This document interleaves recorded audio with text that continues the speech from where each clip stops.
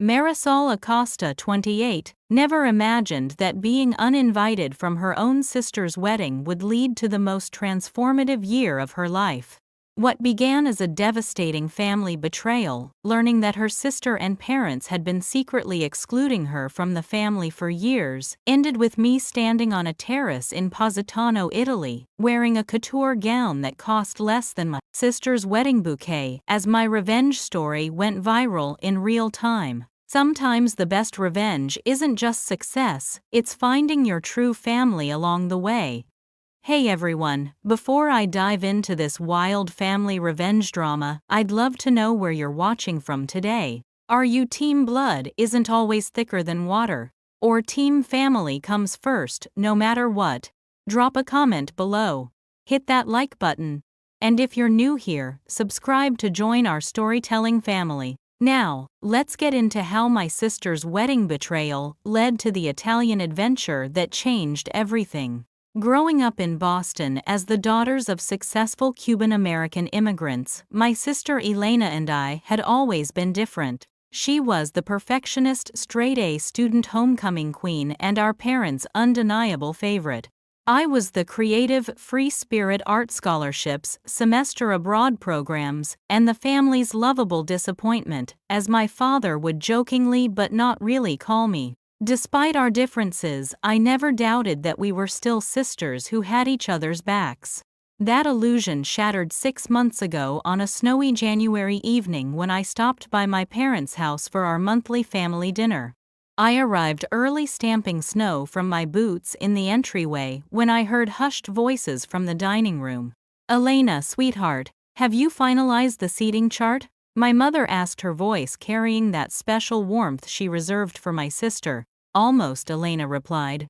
"The only issue is that Logan's family is much bigger than we anticipated, and we're already at capacity with the venue."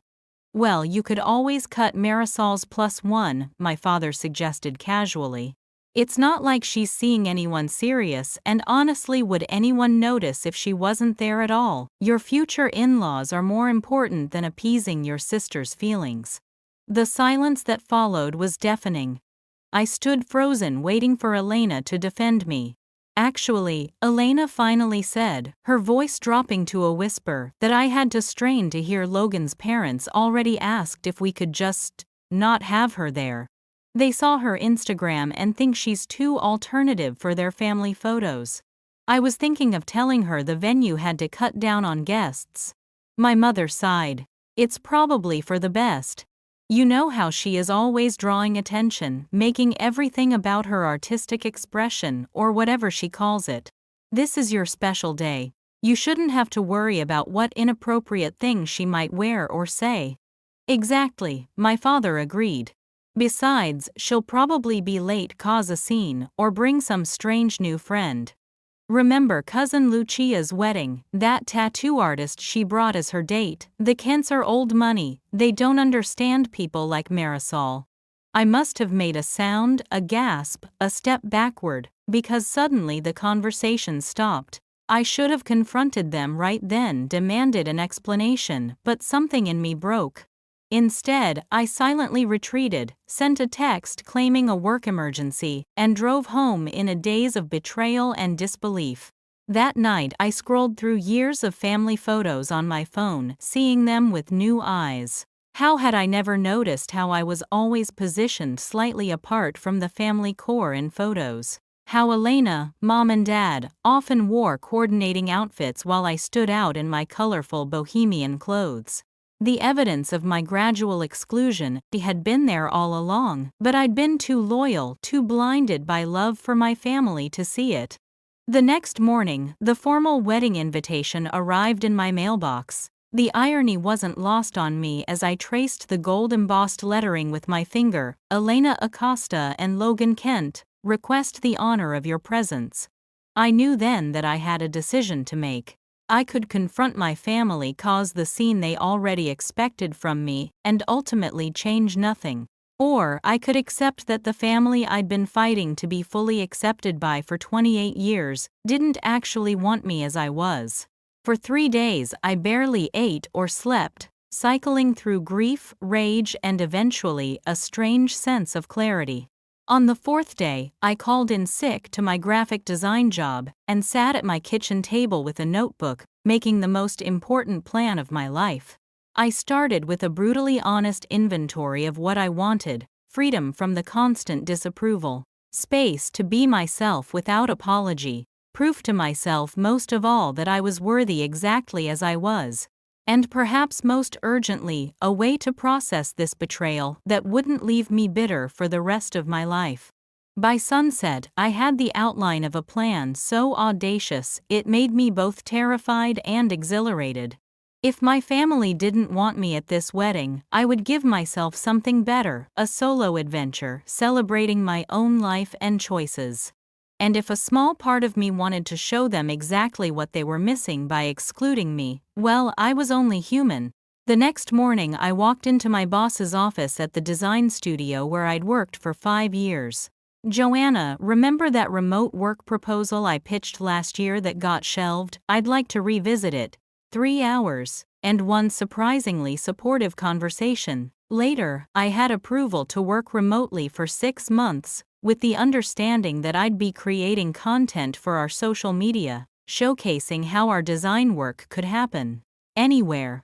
That evening, the wedding invitation sat on my coffee table, mocking me with its elegance and the lies it represented. I picked up my phone and took a deep breath before calling Elena. "Hey Ellie," I said when she answered, using the childhood nickname she'd outgrown, but that I still used out of habit. "I got your invitation." "Oh great," her voice was artificially bright. "So you'll be there. I need to confirm numbers with the venue this week." The practiced ease of her lie told me everything I needed to know about how long this exclusion had been happening. "Actually," I said, surprised by the steadiness in my voice, "I'm calling to let you know I won't be able to make it. I've accepted a work opportunity abroad that overlaps with your wedding date." The silence on the other end was telling. "Abroad, but it's my wedding, Mari. You're my sister." Her voice held a note of confusion, rather than disappointment. "I know. And you're my sister too. Which is why I thought you'd want to know directly from me rather than just sending in the RSVP card. I wish you and Logan all the happiness in the world." "Oh. Well, that's surprisingly mature of you. Mom and Dad will be disappointed, of course." Another lie, her relief was palpable even through the phone. "I'm sure they'll survive," I replied, then added, "Elena, I hope your wedding is exactly what you want it to be." It was the most honest thing I could say. As I ended the call, I felt the first glimmer of the freedom my plan promised. Their rejection had given me something unexpected: permission to finally live entirely on my own terms. That night I booked a one-way ticket to Italy, a country I'd fallen in love with during a college semester abroad, but had never returned to despite constantly talking about it. If my family didn't want me at their perfect American wedding, I would create my own celebration across the ocean, one that honored who I truly was. My apartment quickly transformed into command central for Operation Fairytale Revenge, as my best friend Zoe dubbed it, when I finally told her everything 2 weeks later. "Let me get this straight," she said, pacing around my living room where I'd pinned a map of Italy to the wall. "Your sister and parents basically uninvited you from the wedding of the century, and instead of confronting them, you're taking yourself to Italy for 6 months." "Not just going to Italy," I corrected, pointing to the mood board I'd created. "I'm going to document every moment of living my authentic life, the one they've always criticized, and share it with the world. I'm turning their rejection into my renaissance." Zoe flopped onto my couch, eyeing me with a mixture of concern and admiration. "This is either the healthiest or unhealthiest response to family drama I've ever witnessed. I honestly can't decide which."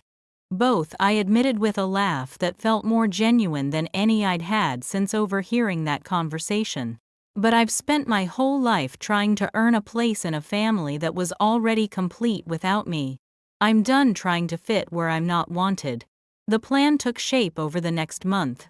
I would arrive in Italy 2 weeks before Elena's wedding, starting in Rome, before making my way south to the Amalfi Coast. I'd work remotely during the week and explore on weekends, documenting everything through photos and stories that would showcase both my design work and my personal journey. But the centerpiece of the plan, the part that made Zoe simultaneously applaud and question my sanity, was scheduled for Elena's actual wedding day. I had commissioned a local Italian designer to create a gown for me, not white nothing bridal, but something uniquely beautiful that represented who I was. On the day Elena would be walking down the aisle in Boston, I would be having my own photoshoot on a terrace in Positano, celebrating my independence and new beginning. You know, this is technically still centering your life around her wedding, right? Zoe pointed out as she helped me sort through my wardrobe, deciding what to take and what to store. Maybe initially I conceded. But this isn't just about the wedding day. It's about reclaiming the narrative they've created about me, that I'm a disappointment, an embarrassment, someone to exclude. I'm proving to myself that I can build a beautiful life on my own terms. With each passing day, my resolve strengthened. I closed my small savings account and combined it with money I'd been setting aside for Elena's wedding gift to fund my Italian adventure. I researched apartments in each city I planned to visit, finding affordable options through local connections I'd maintained from my study abroad days. I even started refreshing my Italian through language apps during my lunch breaks. 3 weeks before my departure, my mother called. It was our first conversation since I'd declined the wedding invitation, though she'd sent several increasingly pointed texts asking about my decision. "Marisol," she began without preamble, "this has gone far enough. Whatever point you're trying to make by skipping your sister's wedding." "I'm not making a point, Mom," I interrupted gently. "I have a work opportunity that I've accepted. It's important for my career. More important than family, than tradition. You know how much it means in our culture for sisters to support each other. What will people say when you're not there?" The irony was so thick I almost laughed. "I don't know, Mom." "What were you planning to tell people when I showed up to the wedding and discovered I didn't have a seat at the family table?" The silence confirmed what I already knew. She had no idea I'd overheard their conversation that night. "I don't know what you're talking about," she finally said, her voice tight. "We would never exclude you from family events." "Mom, I heard you. All of you." That night in January, when I came early for dinner, I heard Dad suggest cutting me from the guest list. I heard Elena say Logan's parents thought I was too alternative. I heard you agree that it was probably for the best because I might embarrass everyone. Another long silence. "Then, you weren't supposed to hear that." "Clearly," I replied, surprised by how calm I felt. "But I did. And now we all get what we want. Elena gets her perfect wedding without worrying about how I'll fit in with Logan's family. And I get to honor myself by not going somewhere I'm not actually wanted." "Marisol, you're being dramatic." "We were just discussing options." "No, Mom. For once in my life I'm not being dramatic enough. I'm simply making a choice that's best for me, just like Elena is making choices that are best for her. I hope the wedding is beautiful." I ended the call before she could respond, my hands shaking but my resolve stronger than ever. That conversation confirmed what I'd suspected all along. They weren't sorry for planning to exclude me. They were only sorry I found out. The next day I received a text from Elena. "Mom's upset. Can we talk?" I responded that I was busy with work preparations, but wished her well with last-minute wedding details. She didn't push further. As my departure date approached, I finalized my content calendar for social media, coordinated with my boss about deliverables, and packed 2 suitcases, one with essentials and another with carefully selected outfits for the photos and videos I planned to create. Zoe helped me practice using my new camera equipment and gave me a crash course in editing videos for maximum impact. The night before my flight, as I sat among half-packed boxes in my apartment, which I'd sublet to a friend of Zoe's, I felt a moment of doubt. Was I running away? Was this elaborate plan just another way of seeking my family's approval, by trying to make them regret excluding me? Then I opened my laptop and saw a notification. Elena had posted new engagement photos with Logan. Captioned, 2 weeks until forever begins. In the comments my mother had written, the perfect couple. Our family couldn't be prouder. Our family, as if I wasn't part of it. That final confirmation steeled my resolve. This journey wasn't about them anymore. It was about me, choosing joy over resentment, adventure over security, and authenticity over approval. As I closed my suitcase, I made a promise to myself. No matter what happened in Italy, I would return, changed, stronger, more confident, and free from the need for validation from people who couldn't see my worth. The next morning I boarded a plane to Rome, with 2 suitcases, a camera, and a heart full of determination. Operation Fairytale Revenge had officially begun. Rome greeted me with a warm spring breeze, and the intoxicating scent of jasmine. Stepping out of Fiumicino Airport felt like crossing a threshold into a new life, one where I wasn't defined by being Elena Acosta's quirky sister, or Miguel and Carmela Acosta's disappointing daughter, but simply as Marisol, a woman on her own adventure. I'd rented a small apartment in Trastevere, a bohemian neighborhood across the Tiber River from the main tourist areas. The building was hundreds of years old, with worn stone steps, leading to a third-floor unit with terracotta floors, exposed wooden beams, and windows that opened to a view of tiled rooftops and church domes. It wasn't fancy, nothing like the luxury hotel where Elena and Logan would spend their wedding night, but it felt more authentically me than any place I'd ever lived. Home sweet home, I whispered to myself as I set down my bags. At least for the next 3 weeks. That first evening, I wandered the cobblestone streets until I found a tiny restaurant tucked away in a corner piazza. The owner, an older woman named Sophia, showed me to a table outside and recommended the day's special, a simple pasta with fresh tomatoes and basil, that turned out to be the best thing I'd ever tasted. "You are American?" she asked, as she refilled my wineglass. "Vacation, something like that," I replied. "I'm working remotely and starting over in a way." Sophia nodded sagely. "Ah, Italy is good for new beginnings. The old and new exist together here, like you will be, yes, the same person but also new." Her words felt prophetic as I began settling into a routine over the next few days. Mornings were for work, designing social media campaigns for clients while sipping espresso at a cafe that had already learned my order by the second day. Afternoons and evenings were for exploration and content creation, documenting hidden corners of Rome that tourists rarely found, sampling food at local markets, and occasionally splurging on experiences that made for beautiful photos, even better memories. A week into my stay, I posted my first official Fairytale Revenge content, a video montage of my Roman mornings, set to an Italian love song, ending with me sketching designs at a cafe overlooking the Pantheon. The caption was simple: "Some dreams don't need a prince, just courage and a one-way ticket." Number solo Italian adventure, number remote work dream. I didn't tag, my family didn't mention the wedding, didn't give any indication that this journey had been sparked by rejection. Those who knew me would understand the subtext.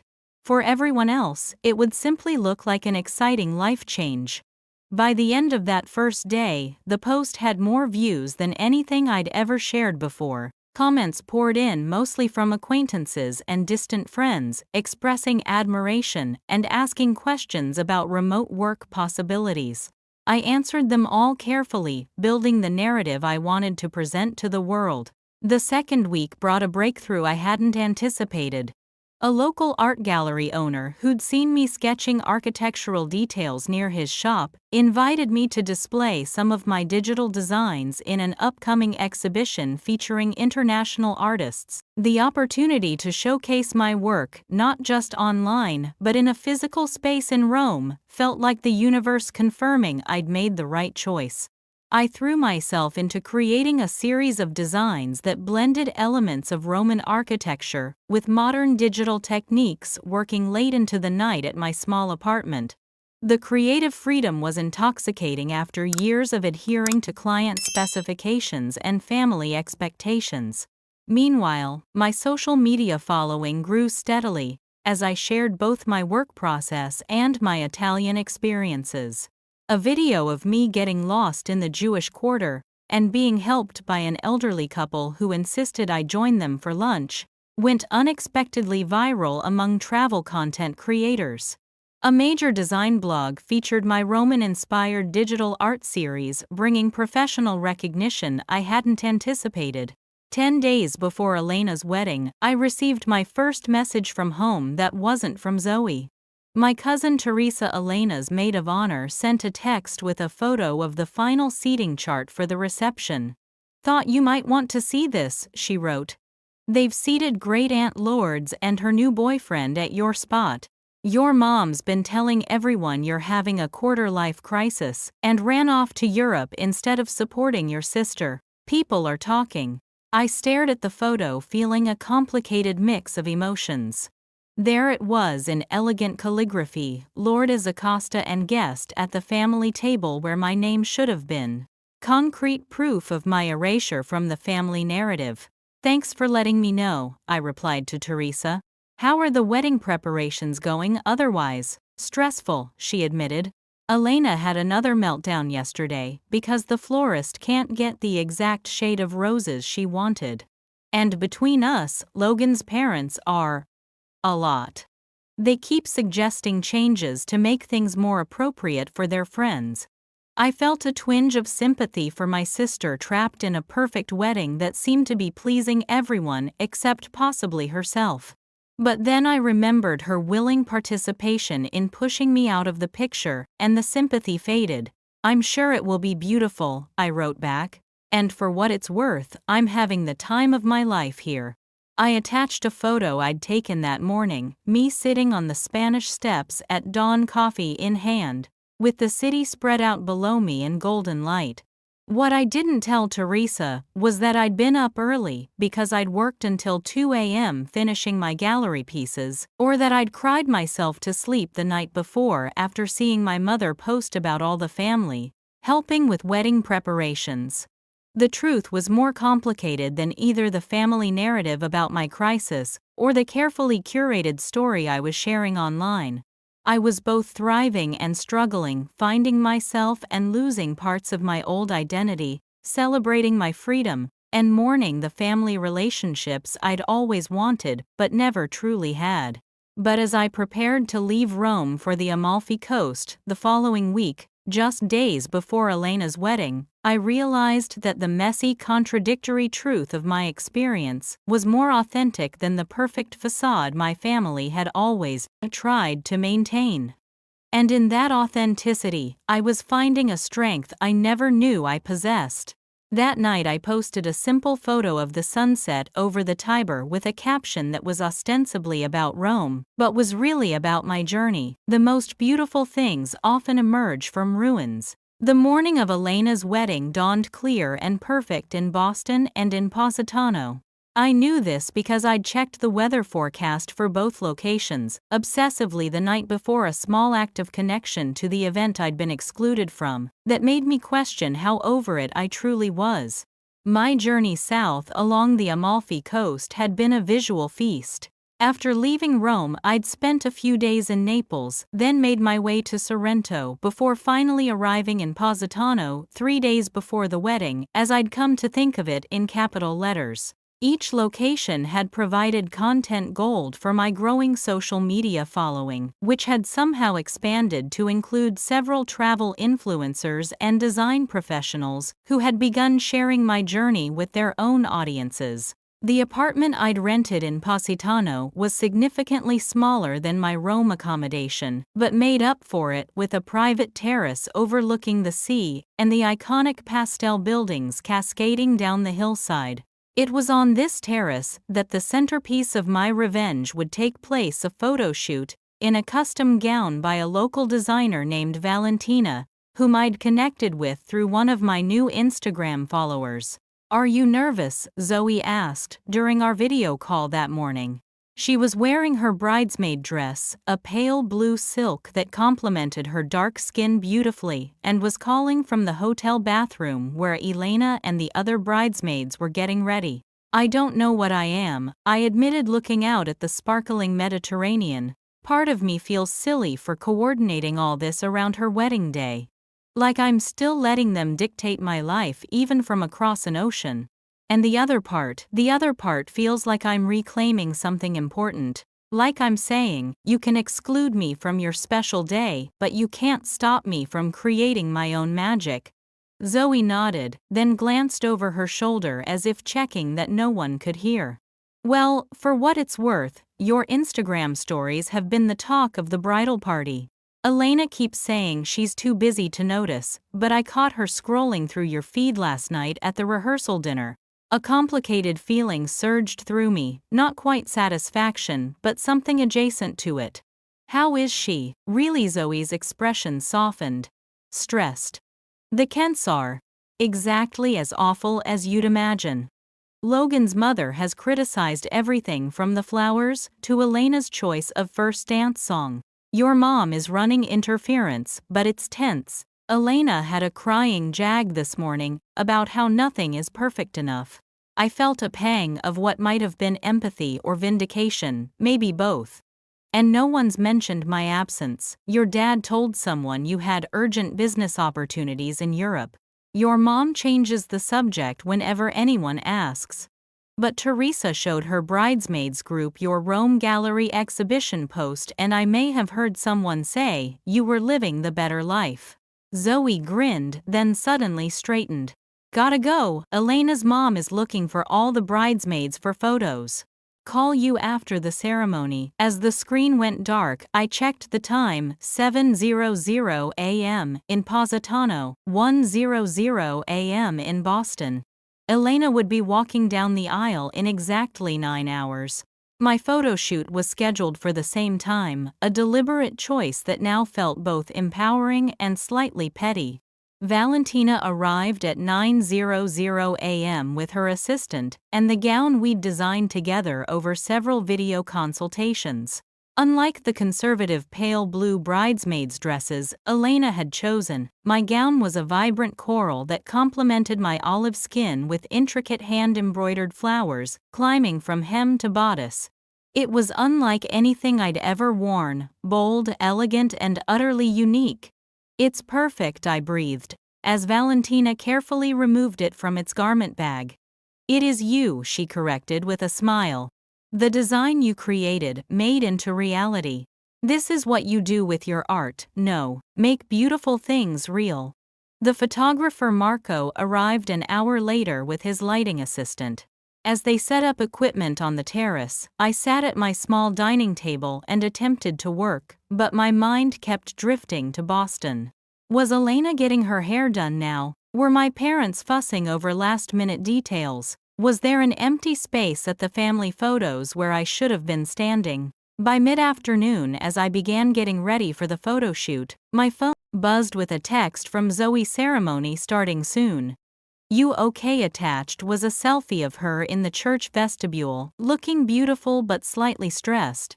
In the background, I could just make out my mother adjusting Elena's veil. "I'm good," I replied, attaching a photo of the makeup artist, applying finishing touches to my look, about to have my own moment in the Sunday literally. What I didn't tell Zoe was how conflicted I felt. The excitement of my planned photo shoot was real, but so was the ache of missing a milestone in my sister's life, even if she hadn't wanted me there. The complexity of simultaneously celebrating my liberation and mourning my exclusion felt too nuanced for a text message. As the makeup artist finished her work and Valentina helped me into the gown, I found myself wondering about the parallel universe, where I had never overheard that conversation, where I would be standing beside Elena right now playing the role of supportive sister while swallowing my family's subtle disapproval. Would that have been better or worse than this bittersweet independence? Marco interrupted my thoughts, calling me to the terrace where the golden late afternoon light was creating exactly the magical effect we'd planned for. As I stepped out onto the sun-warmed tiles, the Mediterranean stretching blue and limitless before me, something shifted inside me. Whatever happened in Boston today was happening without me by their choice, and now by mine too. This moment, this light, this feeling of being fully myself without apology, this was my reality now. Bellissima, Marco exclaimed, beginning to capture images as I moved through the poses we'd practiced. Valentina made small adjustments to the gown, ensuring it caught the light perfectly. Halfway through the shoot, Marco paused to show me some of the images on his camera display. The woman in those photos was someone I barely recognized, radiant, confident, standing against the iconic Positano backdrop in a gown that looked like it had been conjured from a fairy tale. There was no hint of the rejection that had driven me here, no shadow of family drama darkening my expression, just a woman who had chosen herself, finally and completely. "These are incredible," I said, my voice catching. "I never thought I could look like this."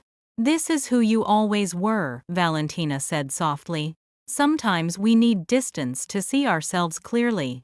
As the photoshoot continued, I found myself fully present in a way I hadn't been since discovering my family's betrayal.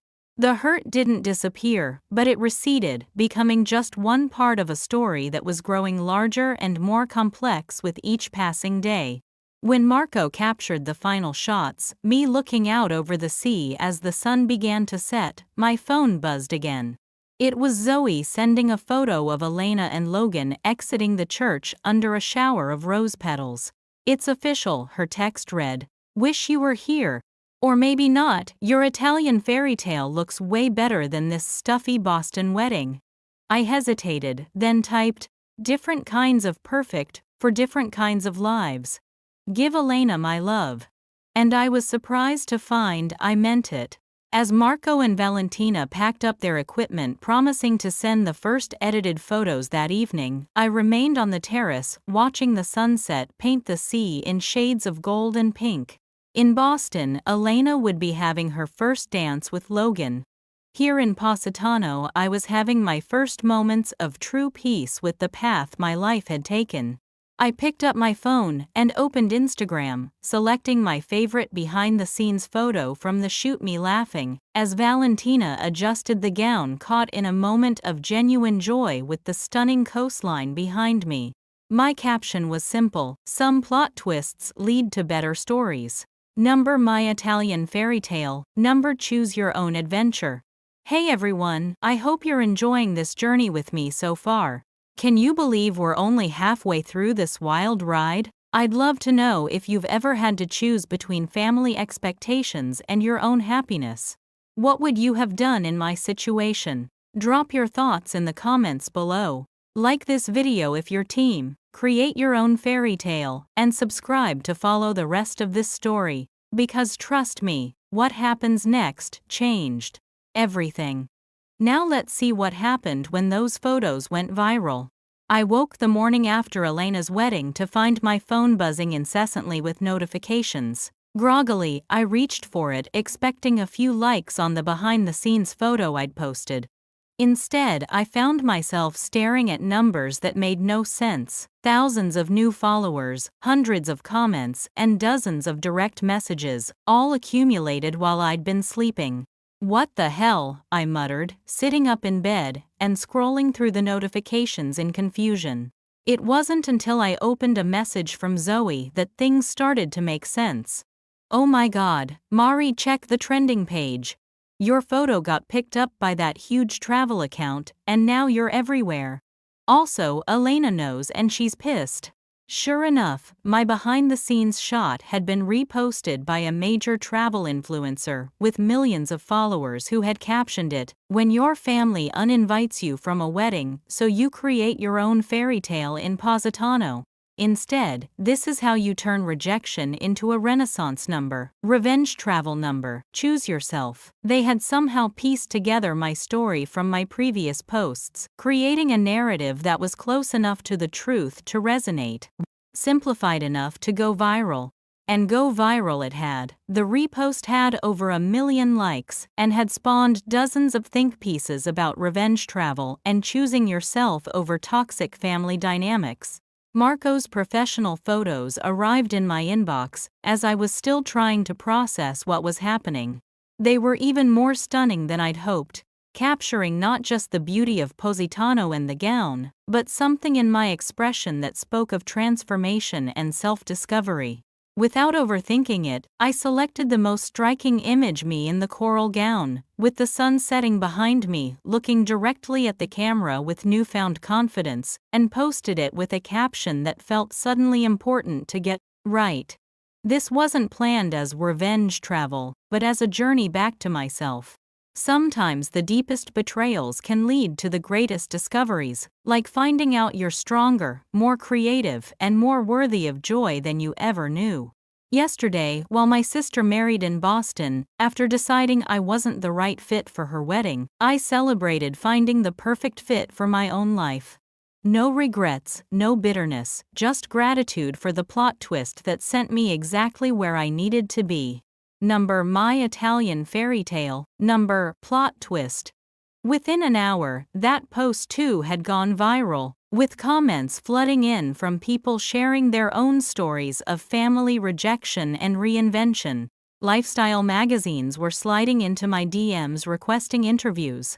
Travel companies were offering collaborations. A literary agent asked if I'd considered writing a memoir. By mid-afternoon, as I sat stunned at a seaside cafe trying to process the overnight transformation of my personal journey into a public phenomenon, my phone rang with a call from Boston. Elena. My hand shook slightly as I answered. "Hello, what the actual hell?" Marisol. Elena's voice was tight with fury. "Do you have any idea what you've done?" I took a deep breath, reminding myself of the peace I'd felt watching the sunset the night before. "I'm guessing you've seen my Instagram." "Everyone has seen it. Logan's mother showed it to me at the farewell brunch. She had the nerve to say it was inspiring how you're living authentically, while pointing out how traditional our wedding was in comparison. Do you have any idea how humiliating that was? On the day after my wedding, the irony was so thick, I almost laughed. Almost as humiliating as finding out your family was planning to uninvite you from a wedding because you're too alternative for the in-laws' family photos." That's different," Elena sputtered. "That was a private family discussion about a difficult situation. You've turned it into public spectacle. People are tagging me in your posts asking if I'm the toxic sister. Mom is beside herself. I never mentioned you were the family by name," I pointed out, keeping my voice steady. "I never shared the details of what I overheard. I've just been documenting my journey." "Oh, please." While my sister married in Boston after deciding I wasn't the right fit for her wedding, you don't think everyone can figure out who you're talking about. You've turned our private family matter into for entertainment for strangers. I watched a boat sail across the horizon, gathering my thoughts. Elena, I never intended for this to go viral. I was just documenting my journey, one that started because you and our parents decided I wasn't worthy of being included in your perfect day. That's not what happened, she protested weakly. I heard you, Elena, all of you. Planning to cut me from the guest list because I didn't fit the aesthetic, because I might embarrass you in front of Logan's family. The silence that followed told me she couldn't deny it. Look, I finally said, I'm sorry if the timing has caused you embarrassment. That wasn't my goal, but I'm not sorry for creating something beautiful out of a painful situation. I hope you and Logan are happy. I really do. You've always had to make everything about you, she said, but the fury had drained from her voice, replaced by something that sounded almost like weariness. Even my wedding. No, Elena. You made your wedding about excluding me. I just refused to let that define my story. I ended the call before she could respond, my hand trembling slightly but my resolve intact. Over the next week, as I continued my journey along the Amalfi Coast, my newfound viral fame created opportunities I'd never imagined. A major fashion magazine wanted to do a feature on Valentina's design and my resilience story. A travel company offered to sponsor the remainder of my Italian adventure in exchange for content creation. 3 different publishers reached out about book possibilities. But the most unexpected message came from Teresa. Your parents are freaking out about the family embarrassment. But I thought you should know. Elena admitted to me last night that she regrets how everything happened. Said, watching your journey made her realize she'd been letting Logan's family dictate too many of her choices. Not saying she's ready to apologize, but it's something. That night, sitting on my terrace under the stars, I realized that my revenge had accomplished something I hadn't anticipated. It hadn't just liberated me, it had held up a mirror to my family, showing them the consequences of their choices in a way that no confrontation ever could have. As I posted a new sunset photo with the caption, "Plot twist. Sometimes the best revenge is showing people what they missed out on, and then being too busy living your best life to care if they're watching," I felt the last pieces of resentment begin to fall away, replaced by genuine excitement for whatever came next in my unexpectedly public Italian fairy tale. 3 months into my Italian adventure, long after Elena's wedding had faded from social media feeds, I found myself in a sunlit studio in Florence, collaborating with a renowned Italian design house on a collection inspired by my journey. What had begun as a viral moment had evolved into legitimate career opportunities that aligned perfectly with my creative vision, opportunities I might never have pursued if I'd remained in the safe, familiar constraints of my Boston life. My Uninvited to Italy story, as it had been dubbed online, had resonated with people worldwide, many of whom shared similar experiences of family rejection and reinvention. The community that had formed around my content wasn't just following my travels, they were invested in my personal growth and healing. Their support had become an unexpected source of strength as I navigated my new reality. I was reviewing design mock-ups with Francesca, the creative director of the collaboration, when my phone lit up with an incoming video call from my father. I stared at it in disbelief. We hadn't spoken since before Elena's wedding 4 months ago, though he'd sent a terse text when my story first went viral. Was public humiliation really necessary? Marisol, do you need to take that? Francesca asked, noticing my distraction.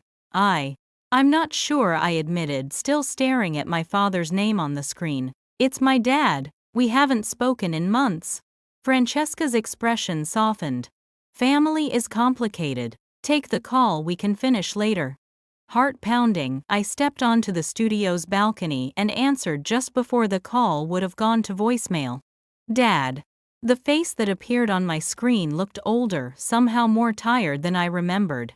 My father's usually perfectly groomed appearance was slightly disheveled, his expression uncertain. Marisol, he said, his voice carrying the slight accent he'd never quite lost, despite decades in America. You look different. I touched my hair, which I'd recently cut into a short bob and highlighted with subtle blue streaks, something I'd always wanted to try but had avoided knowing my parents would disapprove. I am different. He nodded slowly. I see that. From your posts. The way he said posts made it clear social media remained foreign territory to him. Your mother follows them. She doesn't think I know, but she watches your stories every day. This revelation stunned me into silence. My mother, the woman who had agreed I might embarrass the family at Elena's wedding, was secretly keeping tabs on my new life. Why are you calling Dad? I finally asked, unsure whether to feel hopeful or guarded. He looked away from the camera out what I assumed was his office window. Logan's parents are divorcing. Apparently his father has been having an affair with his secretary for years. The perfect family image they presented it was all a facade. I wasn't sure how to respond. I'm sorry to hear that. That must be hard for Elena and Logan. Elena is. He hesitated. She's struggling. The Kents insisted on this elaborate wedding to maintain appearances, knowing their marriage was falling apart. Now the society pages that covered the wedding of the season are reporting on the scandalous divorce. Elena feels used.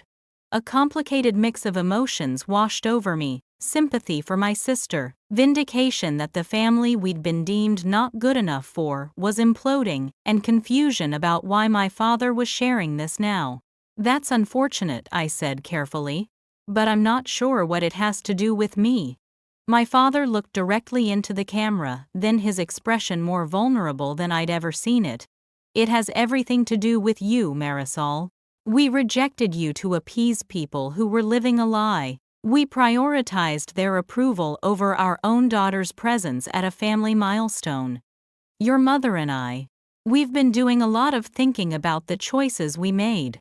I gripped the balcony railing with my free hand, steadying myself against the unexpected direction of this conversation. And we were wrong, he said, simply. What you overheard that night, it was wrong. How we've treated you for years, trying to make you fit some mold instead of celebrating who you are. That was wrong too. Tears pricked at my eyes, but I blinked them back. Why are you telling me this now? Because life is short and pride is foolish, he replied, sounding suddenly very much like his own father, my grandfather, who had passed away years ago. Because your journey has shown us that authenticity matters more than appearances. And because. He hesitated, then finished quietly, because I miss my daughter. The words I'd longed to hear for years, acknowledgement, apology, and affection, landed like stones in still water, creating ripples I wasn't prepared for. Part of me wanted to accept this olive branch immediately. Another part remained wary of how easily old patterns could re-emerge. I appreciate that, Dad, I said carefully. But one conversation doesn't erase years of feeling like I was never good enough. He nodded, looking pained but resigned. I know. We have much to make up for if you'll let us try. Your mother wants to speak with you too when you're ready. And Elena. She's realizing some things about herself, about the choices she made to please others, instead of being true to herself. I need time, I told him honestly. This life I've built these past months, it's real and valuable to me. I'm not ready to simply forgive and forget. We're not asking you to forget, he said, just to consider letting us be part of your story again. A better part than we were before. He paused, then added, We're proud of you, Marisol. What you've created from this situation, it's remarkable. I should have told you that a long time ago. After we ended the call, I stood on the balcony watching Florentine life unfold in the streets below, processing this unexpected development. My father's call wasn't a magical solution to years of family dysfunction, but it was a beginning, an acknowledgement that perhaps the problem had never been me failing to fit into my family, but my family failing to embrace all who I was. That evening, I posted a photo of the Arno River at sunset, with a caption that felt both personal and universal.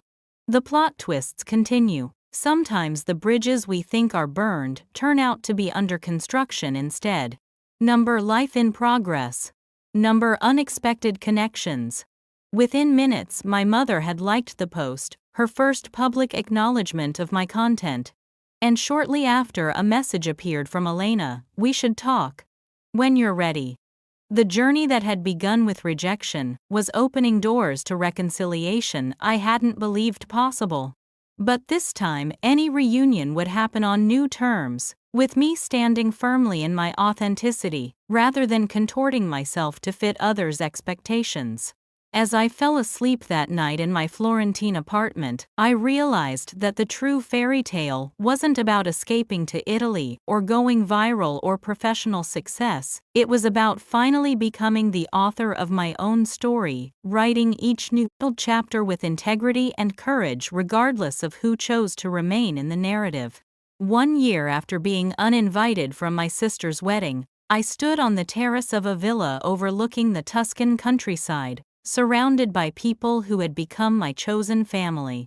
The irony wasn't lost on me that I was hosting a gathering that in many ways mirrored the celebration I'd been excluded from, except this one celebrated authenticity instead of appearances, connection instead of convention.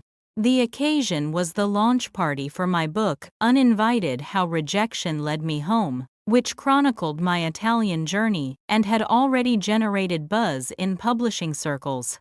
Valentina had designed a new dress for the occasion, emerald green, this time inspired by the Tuscan hills surrounding us.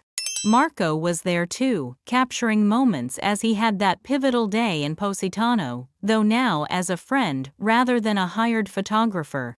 Sophia from the Roman restaurant had closed her business for 2 days to come cook for the event, insisting it was her gift to me. Francesca and her team from the design house were there celebrating our successful collaboration that had launched both our careers to new heights. Zoe had flown in from Boston, proudly wearing one of the scarves from my design collection. And then there were the guests I'd never imagined would attend: my parents, standing somewhat awkwardly near the olive trees, making tentative conversation with my Italian friends, and Elena, without Logan, watching the proceedings with a wistful expression I couldn't quite interpret. The road to this moment had been neither straight nor easy. After my father's unexpected call, months of careful, sometimes painful conversations had followed. My mother had eventually offered her own tearful apology, admitting that her fixation on social appearances had cost her a genuine relationship with her daughter. Elena's marriage had ended just 6 months after it began: the Kent family scandal, proving too much strain for a relationship that had been built more on suitable connections than deep compatibility. My return to Boston 3 months ago, my first visit home since flying to Italy, had been tense but productive. Sitting in my parents' living room, the same space where I'd overheard the conversation that changed everything, we'd had the honest discussion we should have had years earlier about expectations, acceptance, and love. "We projected our own insecurities onto you," my mother had admitted. "We came to this country with nothing, determined to prove we belonged. Somehow that turned into forcing our children to fit certain molds that would signal our success. And I was the one who couldn't fit the mold," I'd said. My father had shaken his head. "You chose not to break yourself trying to fit it. That took courage we didn't understand until we saw you thrive by being authentically yourself." Elena's reconciliation had been more complicated. Her divorce had forced her to confront how many of her choices had been driven by others' expectations rather than her own desires. "I was jealous of you," she'd confessed during a private lunch during my Boston visit. "You always knew who you were. I've spent my whole life being who everyone else wanted me to be, and look where it got me: a failed marriage and a viral wedding that's memorable for all the wrong reasons." "It's never too late to start over," I'd told her, echoing the lesson my journey had taught me. Now, watching Elena tentatively approach Valentina to compliment her design work, I realized we were all experiencing our own versions of reinvention.